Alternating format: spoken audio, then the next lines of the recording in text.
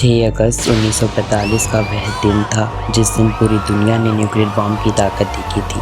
Hiroshima और Nagasaki पर परमाणु बम से वह देश ही नहीं बल्कि पूरी दुनिया हिल गई थी। लाखों लोगों ने उस हमले में अपनी जान गंवाई। उन बम्बों का प्रभाव अभी तक भी देखा जा सकता है।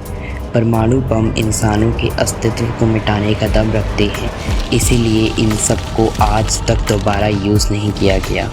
उस समय पर तो यह परमाणु बम की शक्ति केवल 15,000 TNT थी, तब यह इतना भयावह साबित हुआ। तो आज ज़ार बम जैसे महाशक्तिशाली बम दुनिया के पास हैं। वर्ल्ड में आजकल कई परेशानियों के कारण चीन और बाकी देशों में तनातनी बढ़ती जा रही है, जिससे विश्व युद्ध का खतरा बढ़ जाता है। इस विश्व युद्ध में यदि न्यूक्लियर बम का प्रयोग होता है तो शहर के शहर खत्म होने का डर लगता है। हम आम लोग कैसे बचेंगे इस अटैक से?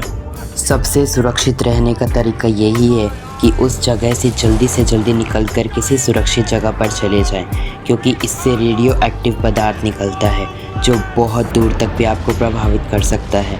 चेरनोबिल तो आपको पता ही होगा, जहां न्यूक्लियर पावर प्लांट स्थापित है। वहां 1986 में एक एक्सीडेंट हुआ था। अब यह पाया गया है कि वह जगह करीब 20,000 साल तक रेडियो एक्टिव रहेगी, यानी वहां जाना 20,000 साल तक जानलेवा है। यदि आप ज़्यादा दूर तक नहीं निकल पाते हैं तो किसी बड़ी और मजबूत बिल्डिंग के बेसमेंट में चले जाएं। वैसे गवर्नमेंट अथॉरिटीज़ को यह अधिकतर शंका रहती है कि किस एरिया में हमला हो सकता है। ये गवर्नमेंट की भी जिम्मेदारी बनती है कि वे अपने लोगों को सुरक्षित से सुरक्षित इलाके तक जल्दी से जल्दी पहुंचा दें। न्यूक्लियर बम हमले से बचने का एक बहुत इफ़ेक्टिव तरीका है बंकर। बंकर का प्रयोग आपने फिल्मों में देखा ही होगा।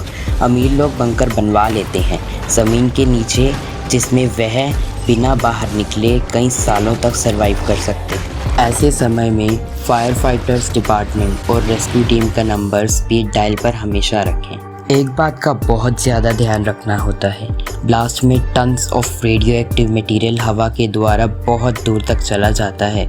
यदि इसकी मात्रा किसी इंसान के शरीर में बहुत ज़्यादा हो जाती है तो वह तुरंत मर सकता है, वरना कुछ समय बाद उसे कैंसर भी हो सकता है।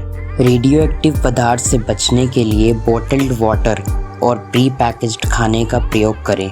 अपने आप को खुली जगह में एक्सपोज ना करें। यदि संभव हो तो अच्छी तरह नहा भी लें। एक न्यूक्लियर हमले में यह सम्मिलित होता है: a flash of light, a pulse of thermal screening, nuclear radiation, air blast, radio active पदार्थ। यह एक बहुत ही भयानक सच्चाई है। हम तो नहीं चाहते कि ऐसा कभी कुछ हो, पर इन केस ऑफ इमरजेंसी सभी उपाय हमें पता होने चाहिए।